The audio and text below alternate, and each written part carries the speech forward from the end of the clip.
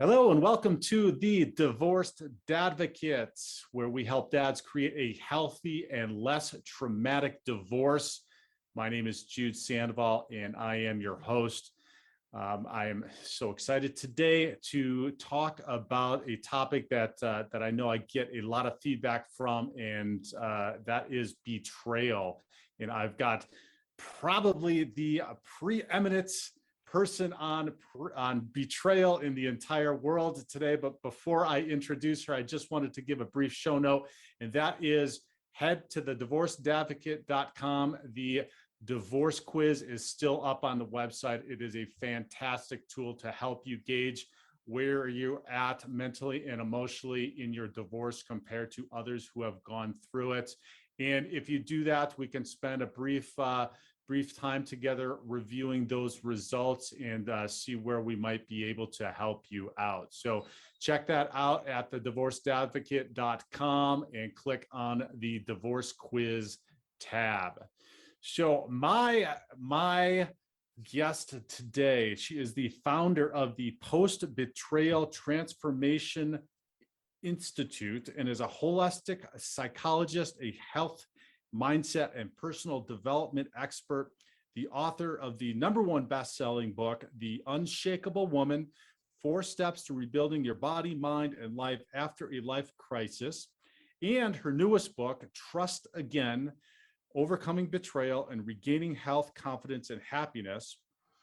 Her recent PhD study on how we experience betrayal made 3 groundbreaking discoveries that I'm unbelievably excited to talk about today, that changes how long it takes to heal. In addition to being on Fox, CBS, The Dr. Oz Show, TEDx twice, and more, she's an award-winning speaker, coach, and author dedicated to helping people move past their betrayals, as well as any other blocks preventing them from the health, work, relationships, confidence, and happiness they want most. Please help me in welcoming Dr. Debi Silber. Debi, welcome. Thank you so much. Looking forward to our conversation. Oh, absolutely. So, betrayal is something oftentimes that comes up in divorce. And I think we'll agree that it's probably not something that's it's probably a symptom of something that's much deeper, and we'll probably get into that. But before we do, we really talk about specifics, share a little bit with the audience about what got you into, a little bit about yourself, but also what got you into studying betrayal. Because who wants to be more immersed in betrayal, right? Exactly. There's not a person I can imagine that says, I think I want to study betrayal. What an interesting topic. No, you study because you have to. It's actually my 30th year in business, and I started in health and then mindset and personal development. And then I had a really painful betrayal from my family. Thought I did everything I needed to do to heal from that. A few years later, it happened again. This time it was my husband. So I got him out of the house, and I looked at the 2 experiences, and I thought, well, what's similar to these 2? Of course, me. But what is similar? And I realized I never really took my own needs seriously. Boundaries were always being crossed. I never was even on my own to-do list, So I decided something drastic had to happen. So here I was, 4 kids, 6 dogs, a thriving business, 50 years old. And I'm like, I'm going back for a PhD.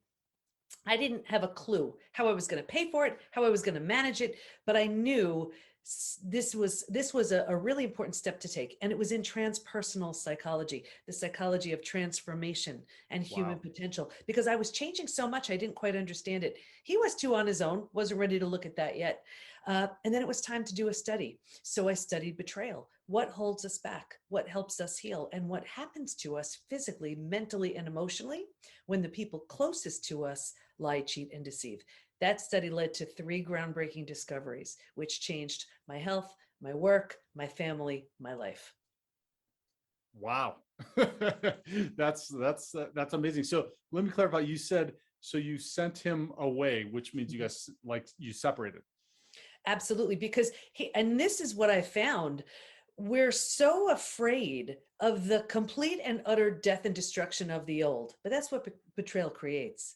But it's only with that crash and burn can we rebirth something new? You mentioned I did 2 TEDx talks, and the second one, do you have post-betrayal syndrome? I talk about betrayal and this unique type of trauma, and it is a unique type, and that was one of the discoveries. And I use this analogy of a house. And I explain the difference between resilience and transformation. Resilience is like restoring, bringing back, and you need that for your everyday. Trauma and transformation is a whole different thing. And that's what betrayal creates. So using the analogy of a house, it's like this. Let's say your house needs a new boiler and you get a boiler. That would be resilience. You're restoring it. You're bringing it back. Let's say it needs a roof. You get a roof. That would be resilience, right? Here's trauma and transformation. A tornado comes by and levels the house. Right. A new boiler's not fixing it. A new roof's not fixing it. Both aren't fixing it. But here's the thing. You have every right to stand there at the lot where your house once stood and mourn the loss of your house for the remainder of your days. And you can call everybody you know over and say, isn't this the worst thing that's ever happened? And everyone would agree. And you have every right to really kick, scream, cry, whatever you want to do. However, should you choose to rebuild your house, there's nothing there. Why build the same one? Why not give it everything the old house didn't have? You see, that's the opportunity in betrayal. And I know some of your audience is like, opportunity? She's full-blown crazy. No, it's really true, because you have this opportunity to, at the very least, create this entirely new version of you that never would have shown up had that not happened. And rebuilding is always a choice, whether you rebuild yourself and move on. And that's what I did with my family. It wasn't an option to rebuild with them. Or if the situation lends itself, if you're willing, if you want to, you rebuild something entirely new, like an entirely new house with that person who hurt you. That's what I did with my husband. So not long ago, as 2 completely transformed people, we married each other again. New rings, new vows, new dress, and our 4 kids as our bridal party. Wow, that's fantastic. So the audience doesn't think you're crazy because they hear me say all of the time that their divorce is an opportunity. They might think that I'm crazy and you're crazy, but at least you're supporting now, and you're much smarter than I am. And so maybe if they haven't been listening to me, hopefully they'll listen to you. But let's talk then about some of the symptoms of betrayal, kind of what happens, and then let's get into those 3 groundbreaking things that you've discovered. Yeah, sure. So the symptoms were part of one of the discoveries, but the first discovery was, I had been through, originally I was studying betrayal and post-traumatic growth. And for those who aren't familiar, post-traumatic growth is like, if you imagine an upside of trauma, how any trauma, death of a loved one, disease, natural disaster, whatever, leaves you with a new insight, awareness, perspective you didn't have, right? Like maybe you lose someone you love and you realize life is short, something like that.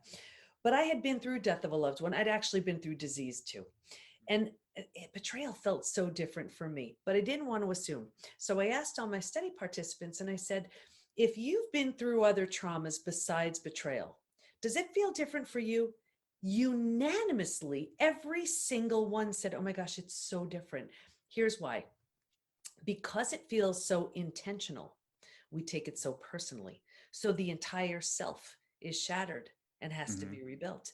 Rejection, abandonment, belonging, confidence, worthiness, trust, they're shattered, right? And so to rebuild, so it didn't quite qualify as post-traumatic growth. It's like, yeah, it is post-traumatic growth, but you're also rebuilding the self. So I coined a new term, which is post-betrayal transformation. That's the complete and total rebuild of your life and yourself after an experience with betrayal. Okay, so that's incredibly important, I find, for men, particularly when they're going through divorce, because this identity really gets turned upside down to put it nicely, and oftentimes completely destroyed and just confused. Yeah, oh, absolutely. And that's why it is such a different experience. We have a lot of divorced men coming into the PBT Institute, and I'm finding that as well. And this is with men and with women. It completely upends your life because it's the shattering of so many things, of yourself, of your worldview, of your expectations. So even if the divorce had nothing to do with a betrayal, it really is. It's like a betrayal of expectations. You thought happily ever after, here we go. And so it's in Right. that change and that redefining of who you are and who you want to become now. It Right. is such an, so I love that you're sharing with your community the opportunity, because it absolutely is. You know, I see people so healthy, so healed, so whole, so confident and strong, showing up once they've done the work because of what they've been through. You know, Right. that door closed, a new one opened that never would have shown up had they not experienced that. Right. And let's talk a little bit about that work, because one of the things that I get oftentimes is and this was my personal experience too, is really wanting to know why, right? Needing to know why, which oftentimes we never get that answer to. Yeah, yeah.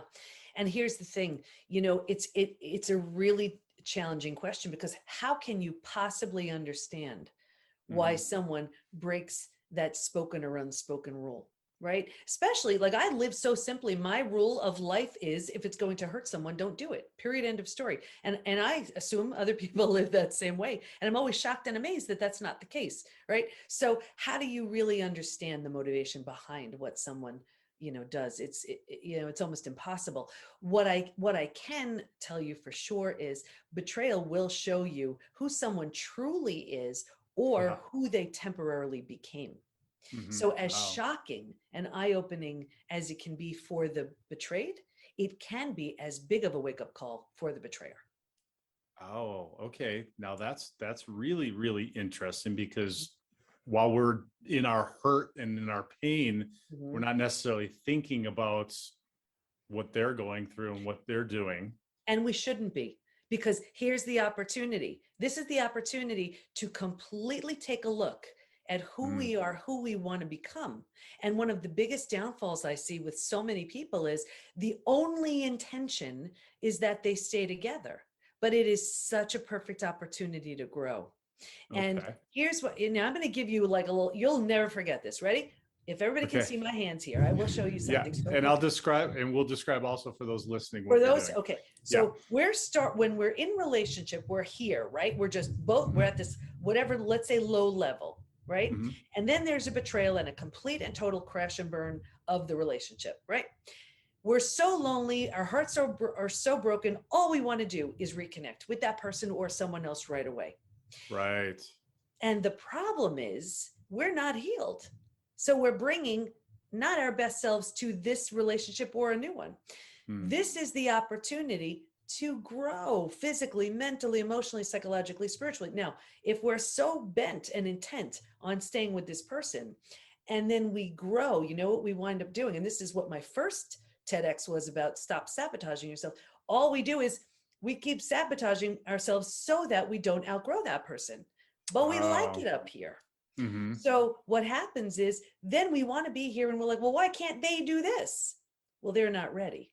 Right. So what happens is if we are so intent on making this work and we do our work, very often we get this, right? Mm. Where And you're they're sure. like, what happened to you? And we're like, oh, we're not the least bit interested in you. So the idea is, when you're healing, your only job is to do this. Now, we have no idea if on their own, that other person says, I better rise to meet the strength of this person, right? Hmm. Or maybe they can't, or maybe they're unwilling. Either way, Right. our job is here so that whether it's this person or someone else, this shows up. That makes Right. sense? Yeah, yep, exactly. So, and I describe that as staying in your own lane, right? Mhm. Focusing on your lane and what you need to be doing in order to take care of yourself. Like you said, do the healing, take care of whatever, do the growing. It's a growing period, right? Like Oh, you're 100%. you're transforming. Well, there's that word, right? Your word that you use. You're transforming into somebody who is different, and whether or not that person is going to come along or not come along, you can't really control. No, and you actually, betrayal lends itself to creating an entirely new identity.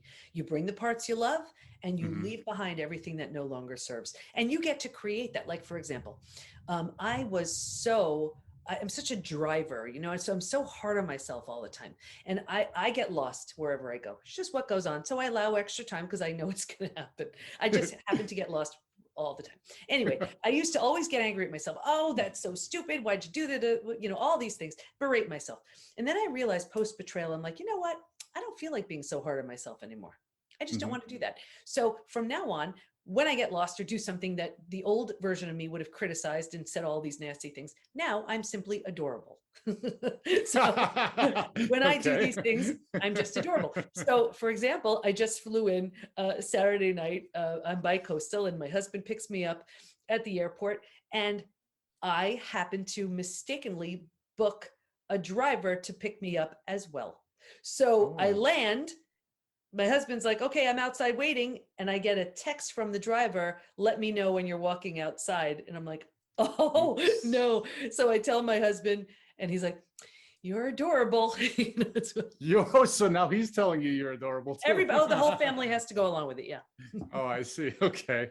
Well, so I find that fascinating.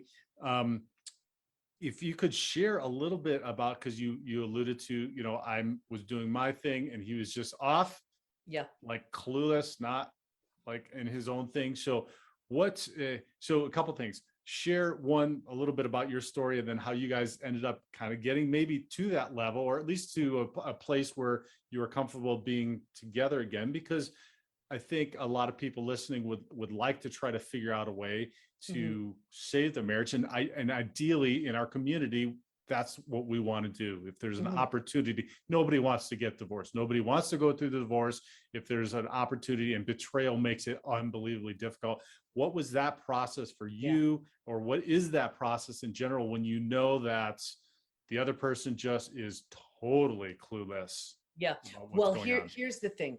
And this is really about, and I want to get to the other discoveries, because one of them truly is how we get through the experience and the stages that we will go through as we get through the experience. But to answer your question, my intention was just to heal. And I write all about it in Trust Again, my personal story, my study participant stories. And that wasn't on my radar. It was, no, it's my clients, my kids crash, clients, kids crash. Like that's all I could manage in the beginning. Yeah. And in that healing, I started to see things clearly. Now, one of the reasons why I probably healed as quickly as I did was here I was doing the study on it. I was learning things and implementing them for myself. Now, on his own, he was the one who told my kids. So I think if anything is going to have you wake up and fall from grace, it's realizing you just lost everything that matters. Wow. And to have your 4 kids look at you like you did what to mom? And I think on his end, that was the wake up call that he needed. And then from there, it was, again, my intention was just to grow and just to make sure the kids were okay. And I'll never forget though, he said, what do the huge regret, remorse, apology, everything. But it was what the heck did I do? And what can I do? And I said, listen, of course, we have the kids in common, but just so you know, I happen to be very spiritual. And that was something that, he just made fun of or whatever. Tell me what to read. Tell me what to do. Just give me something. And I gave him a few suggestions, and then he would text me, things that he read and what it did for him and how it changed him and what he was learning. And he took to it, and he's an extreme personality. So as much as he became that version that I didn't even know who he was, he became another version of someone who all of a sudden he's handing out, Wayne Dyer DVDs to all of his guys in his office, and he's training to work at hospice and sit with people, and he's going to New York City and sitting with the homeless, telling them they matter. I'm like, what happened to, who is this? But it was so, and he just took to it and ran with it and saw himself so clearly. And the biggest thing with betrayal is for the betrayer is that shame. Of course, there's so much more, but that's huge. So how do you heal shame? You bring light and honor to it. So he called all my friends and apologized. He was doing the work with all of the kids to make Wow. it right, and really took it seriously. I mean, got rid of the fancy car and the clothes and who he had become, you know. Yeah. And it was this evolution, and that's what was going on in his world, where in mine I was simply doing the work to heal. And Right. that's where the biggest growth happens, because my growth was totally up to me. His growth was totally up to him. I wasn't even considering anything, anything about Right. So reconciling. that brings up an interesting point in that so this was a wake up call for him also. Mhm. So Yeah. this became an opportunity, if you can take it, and we talk about this also, um, to have the mindset of what is this telling me about a relationship, myself, etc., as opposed to looking at it externally, like, why is this happening to me? Well, and here's something, and for those of you listening, watching, who have been betrayed, if you have to say this to yourself 100 million times, it's worth it. And it's, even though it happened to you, it's not about you. It's Right. not. This is someone's lack, someone's hole, someone's void, and someone's past trauma. I mean, there are so many reasons why people do this. Um, it's not about you. You're the unlikely recipient of their behavior, but it's not about you. And that is one of the hardest things to understand, because Right. we do take it so personally. Um, but yeah, that is truly the experience. Yeah. And for those listening who have done this, right? I have clients, and there's many men that are in the community that have betrayed Yeah. somebody. What do you, what do you say to them too? Like, Well, I say, I want to acknowledge that this is, it can be your biggest wake up call and opportunity, and this yes. can turn you into the man you're meant to be Yeah. if you use it in that way. And you right the wrong however you can, and the shame you feel, if you're feeling the shame, the shame you're feeling is not serving anyone. And shame is one of the most physically destructive emotions we have. So instead of feeling that shame, if you do something to right that wrong however you can, at least then you're sort of paying it forward. You're making sure the next generation or people in your world don't do the same thing and cause the same pain and wreak that same havoc. Then Yeah. it's trauma well served. Right, definitely. And the shame goes to feeling like you're a bad person. And people Mhm. make bad decisions. People oftentimes aren't bad people, even if they've done something like this. They just Mhm. have. So if you can change your behavior, like you just said, if you can do stuff to change the show, then that's going to help you know and understand that you're not bad, so, and get rid of that shame, and also try to remedy the situation. Right. Absolutely, absolutely. And you try to remedy it with no expectation of Yeah. what you'll get. You're Right. doing this to write your own experience, To and to, transform. yeah, that's really what this is. And that's why when the betrayer is doing that on their end, and when the betrayed is rebuilding their heart and their life and their body and their health and their mind and all of that on their end, it really does create that opportunity to heal Yeah. and transform and create something entirely new. Yeah. So let's talk about some of the other findings. Yeah. So the second one was that there's actually this collection of symptoms, physical, mental, and emotional, so common to betrayal, it's known as post betrayal syndrome. Oh, And we've okay. had probably about 35,000 people on our site take our post betrayal syndrome quiz to see to what extent they're struggling. And a few things about that quiz. One is, there's a question that reads, is there anything else you'd like to share? And we've all heard time heals all wounds. I have the proof when it comes to betrayal. That's simply not true. Yeah, right. Because people write things like, my betrayal happened 35 years ago, I'm unwilling to trust. My betrayal happened 15 years ago, feels like it happened yesterday. So we know betrayal is a very different experience. The other thing is, there are physical, mental, and emotional symptoms that people just assume, oh, well, it's just stress, it's just aging. No, it's not. It's your betrayal. It's your unhealed betrayal. And it could be from decades ago. Wow. And what are So I have those? stats. I pull them every few months. I'm happy to share some if that would help. Yeah, yeah, please. What are some of those symptoms? So now imagine I have men and women, every age group, just about every country represented. So that was going to be my next question. So is this across the board, or is it specific to genders? No, across the board. Okay. So these are just some of the stats. 78% constantly revisit their experience. 81% feel a loss of personal power. 80% are hypervigilant. That's exhausting. 94% deal with painful triggers, and those triggers can take you right down. The most common physical symptoms: 71% have low energy, 68% have sleep issues, 63% have extreme fatigue. So you could sleep a whole night, wake up, you're exhausted. Those are your adrenals that have crashed. 47% have weight changes. So that could be maybe you can't hold food down in the beginning. Later on, you're using food for comfort. 45% have digestive issues. That's anything from Crohn's, IBS, diverticulitis, constipation, diarrhea, you name it.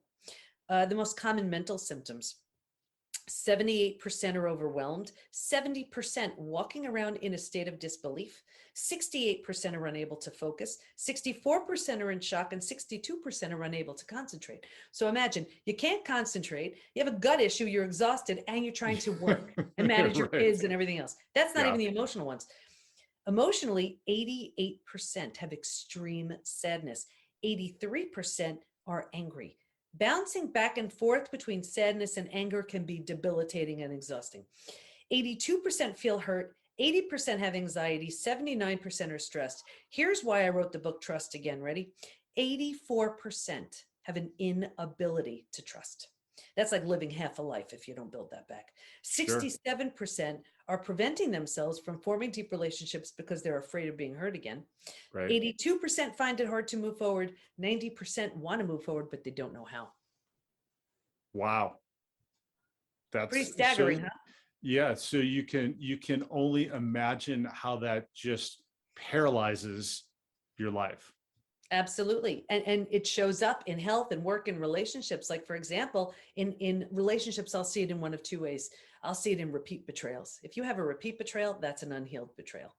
You keep getting opportunities in the form of people to teach you something, right? Until and unless you do, they will keep showing up. So people say to me all the time, what the heck? I keep going from partner to partner to partner, friend to friend to friend, boss to boss to boss. The face has changed, but it's the same thing. Is it me? Yes, it is. Yes, not exactly. Not that it's your fault, in that it's your opportunity.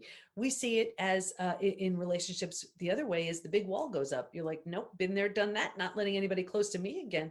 We think it's coming from a place of strength. It's not. It's coming from fear. Yes, we were so brokenhearted. We're like, I can't take a chance on letting that happen again. Right. And you mentioned it real early when you were describing your experience, which was, I'm the common denominator. Yeah.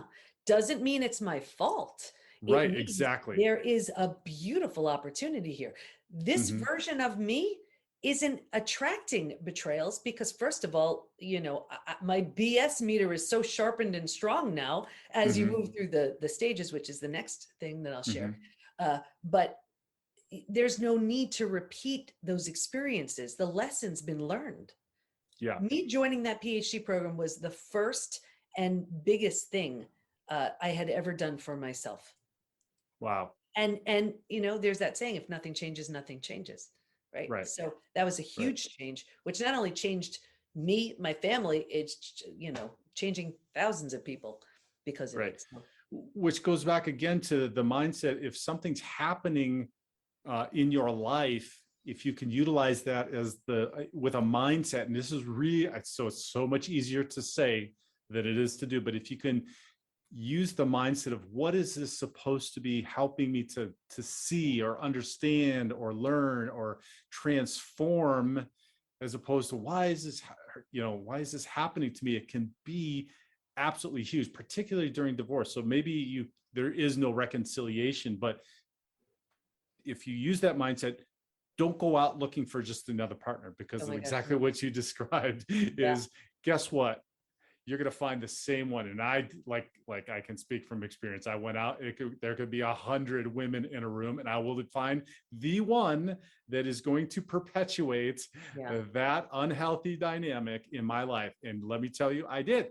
And not just once, but more than one time, Yeah. until Yeah. I had the realization that you stated, which is, oh, well, the common denominator is me.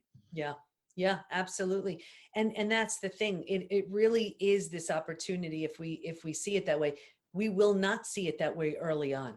And that's why even in the 5 stages, and like I said, that's what I'll share next. Uh-huh. It's very strategic when we do a certain activity that actually has you seeing the benefit of your experience. Now, if I were to say that early on, someone is like, lady, you're crazy. Benefit, Right. I mean, they're furious, right?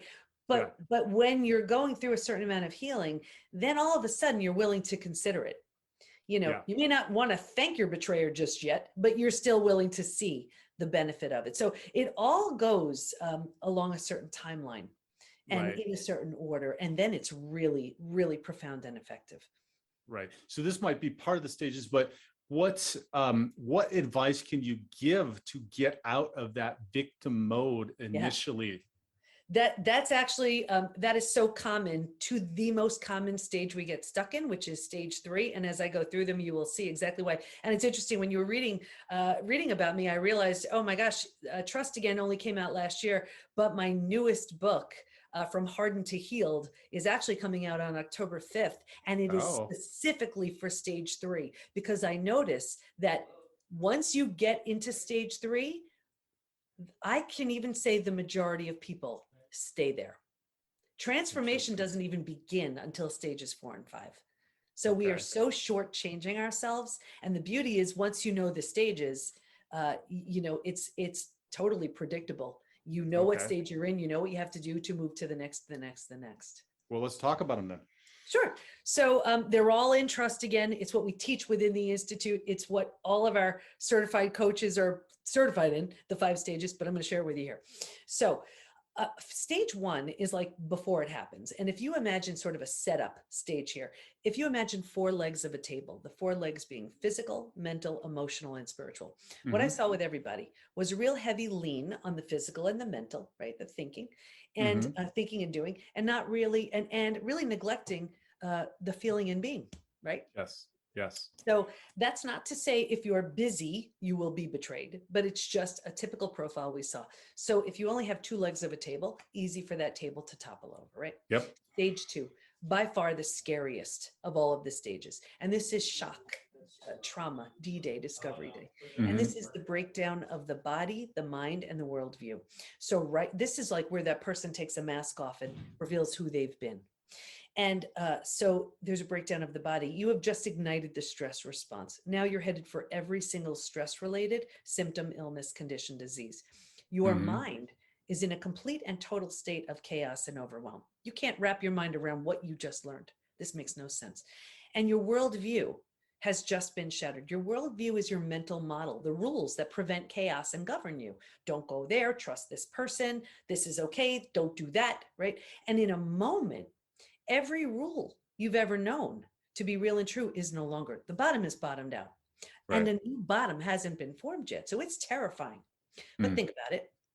If the bottom were to bottom out on you, what would you do? You'd grab hold of anything and everything you could to stay safe and stay alive. That's stage 3. Survival instincts emerge. It's the most practical out of all of the stages. If you can't help me, get out of my way. How do I survive this experience? Who can I trust? Where do I go? How do I feed my kids, right? It's the most practical. Here's the trap. Once you've figured out how to survive, because it feels so much better than the shock and trauma of where you just came from, you think it's good. Yeah. You have no idea there's a stage 4 and stage 5. So you sort of reason with yourself, okay, we got this. Let's figure this out. And you start planting roots. You're not supposed to, but you don't know that. And then 4 things happen. The first thing is you start getting these small self benefits from being there. You get that victim story. You get to be right. You get someone to blame. You get a target for your anger. You get sympathy from everybody you tell your story to. Yeah. Right? You don't have to do the hard work of learning to trust again. Should I trust you? Can I trust you? Forget it, I'm not trusting anybody. So you plant deeper roots here. Again, transformation doesn't even begin till stage 4. The next thing that happens is, because you're here longer than you should be, now your mind starts doing things like, well, maybe you deserved it. Maybe you're not all that. Maybe this, maybe that. So you plant deeper roots. Now, because these are the thoughts you're thinking, like energy attracts like energy. So now you're calling situations and circumstances and people towards you to confirm, yep, this is where you belong. By the way, the misery loves company crowd, they come along now too. Deeper root. It gets worse, but I'll get you out of here. Because it feels so bad, but you have no idea there's anything further. Right here is where you resign yourself. You're like, this stinks, but I guess this is it. So I better find a way to make this work. So right here is where you start using food, drugs, alcohol, work, TV, keeping busy, reckless behavior, anything to numb and avoid and distract yourself from what's so painful to feel or face. So think about what happens. You do that for a day, a week, a month. Now it's a habit, a year, 10 years, 20 years. And I can see someone 20 years out and say, that emotional eating you're doing, or that drinking you're doing, or that numbing in front of the TV you're doing, do you think that has anything to do with your betrayal? And they would look at me like I'm crazy. They'd say, 20 years ago. Do you see? All they did was put themselves in stage 3 and stay there. That makes sense? Right. Yeah, absolutely. Well, and then it becomes a feedback loop where you're going to experience it again, and then you're going to go through 1, 2, and 3 again. That's why. Then maybe add another thing onto that, and then do it again, and then do it like until you can figure out how to get out of it. That's the whole thing. And that's why most people stop and get stuck in that stage 3. And that's why from hardened to healed, I'm coming for the stage 3ers, because I see that's where they land and that's where they stay. Right. So, and they have no idea, because their experience could have happened, I'm not kidding, decades ago. Yes. Anyway, if you're willing to let go of the small self benefits and all you're getting from it, you can move to stage 4. You grieve, mourn the loss, bunch of things you need to do. You move to stage 4. Well, can we talk briefly about how can you get out of that? Because our society is designed to keep us in that stage from the minute we wake up in the morning to the time our head hits the pillow at night. We can find a distraction or a numbing agent or something else to be able to not have to do that. How can we, when we get it, what is maybe just a few red flags that we're doing that in a way in which to get out of that? Yeah. You know, I have these questions that I ask members of our community, and I'm happy to share them. And this will totally let you know if you're stuck. We actually have a new quiz that is designed to let you know, but I'll share that another time. So these are 4 questions, and I invite everybody to write these down. That's my way of saying write these down. Yes. Ready? The first, grab a pen, please. The first one is, am I numbing, avoiding, distracting? If so, how? Call yourself on it. Do you walk into the kitchen, you're not the least bit hungry, you raid the cabinets, right? Call yourself on it. Do you walk into a room, you put the TV on just to drown out the sound of your own thoughts? What are you doing? Be honest. The second question, what am I pretending not to see? Right? What am I pretending not to see? There's trouble in my relationship. Am I pretending not to see that health issue that needs my attention? Am I pretending not to see I hate my job? What am I pretending not to see? Be honest. The third question, what's life going to look like in 5 to 10 years if I keep this going? Wow. We don't want to play that out. Play it all the way out. Exactly what you're doing. Take that out into the future, 5 to 10 years. And what does it look like? Doing exactly what you're doing, right? Yeah. The fourth question, what can life look like if I change now? I'm not saying it's easy. Transformation begins when you tell yourself the truth. Yeah. Those are some tough questions to ask yourself. Yeah. Yeah. But it makes no sense to not be honest with yourself, because your best version of you is waiting. Right. And doesn't have an opportunity to show up when you're playing small. Yep, absolutely. And you've been through the worst of it already. So you owe it to yourself to do something good with something bad. Right. Yeah. And get out of that fear. Yeah, absolutely. Want me to go through the rest of the stages? Yeah. 4 and 5, sure. Please. Yeah. Well, I was just so important because it's so easy, and that's where we get stuck. I know that's where I was stuck, right? That 3. It's like, man, it's just, it's the devil that I know. It's 100%. I mean, that's why I realized, I said, wow, you know what, even though trust again walks you through all of the stages from hardened to healed, is for those people who don't even know they're stuck. Yeah. So it's sort of like I'm selling to an audience who doesn't even know they have a problem, but it's really true. If you're not maxed out with your level of joy and success and abundance and love and everything, you're stuck. You're stuck. So that book is for them. Anyway, Cool. so if you you let go of the small self benefits, grieve, mourn the loss, bunch of things you need to do, you move to stage 4. Stage 4 is finding and adjusting to a new normal. So here's where you acknowledge, I can't undo my experience, but I can control what I do with it.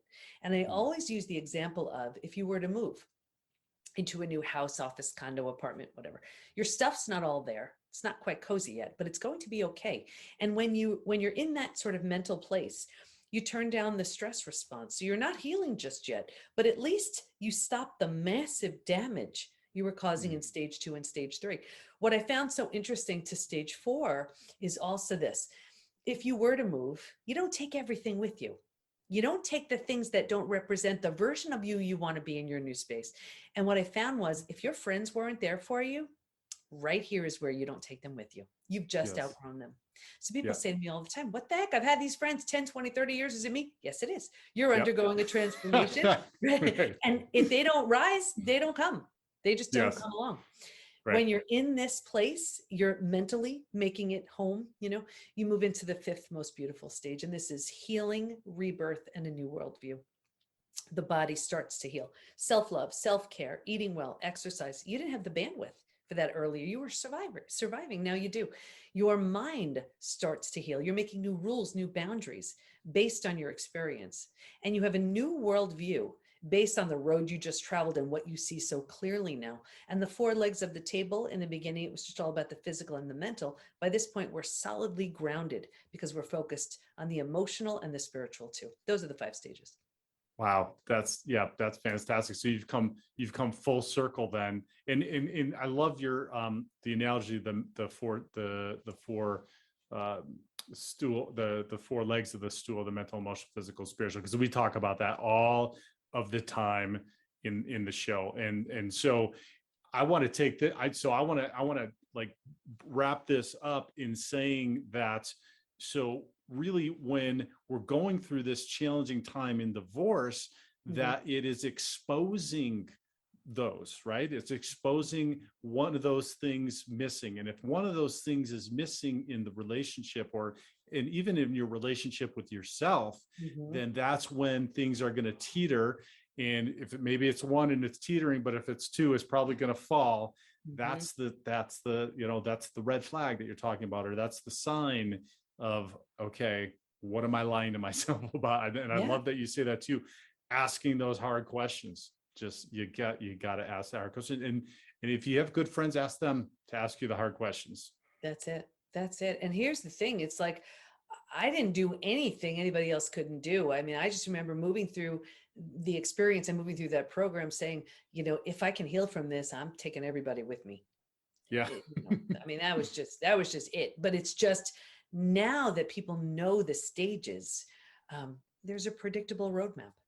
Yeah. And for men, that is such a huge thing, right? Because we're linear. We want to have we want to know the direction. We want to I was going to say, especially for men, you don't have to ask for directions. Right? Exactly. We have them. No, hey, we go through this, and this is part of our, part of my structure with our community. It's we go through things in a different process and in a different way than women do, and that's not good or it's not bad. It's just how it is. And so having the steps, and that's why I love that you have, like, this is a transformation process. You have steps. When I'm trying to teach, I'm trying to teach steps. That's beautiful, because now we know, okay, here's 1, here's 2. I'm in 3 and I'm stuck. Predictable, research based. I mean, so this way you just have to truly say, which stage am I in? And this is what I have to do to move to the next one, the next one, the next one. Right. That's amazing. So how can those listening get a hold of you, get in contact with you, learn more about everything that you're offering? Oh, thank you. So I think the first step, really take the quiz to see to what extent you're struggling. And you could find that at the PBT, as in Post Betrayal Transformation, thepbtinstitute.com/quiz. Also, if trust again would serve. And here's the thing, I wrote it also because at a time where we need support the most, we're the least likely to seek it. So this way you have a book in your hands or the Audible or Kindle. I did the Audible version of it. You could get that, but get it from this link because then you get all kinds of bonuses too. And you could find that at thepbtinstitute.com/trust again. Yeah, that's huge. I know that would have been incredibly helpful for me early on to just figure that out, to be able Me to get too. That's why I wrote it. that hurdle. And I love quizzes. So yeah, go check out the quiz because that, you know, helps you gauge then, right, where you're at and what you're doing. So Dr. Debi Silber, thank you so much for all of these pearls of wisdom. Everybody who's listening, please go check out all of those resources. I think you're going to get like a rush of people because I'm going to go and check it out after I'm done too, because I'm interested in, you know, some of the stuff that you described. I still do some of those stuff. So some of that stuff. So I gotta, you know, it's a sign, right? And this is just a reminder for me. I learned as much talking about this stuff and trying to be self-aware. And then anybody who's listening, please, if you found some value, like us, subscribe to us, leave a comment, share it. Most importantly, share it with somebody else, because the more people we get this information out to, the more people we can help. Debi, thanks so much. It was such a pleasure. Thank you.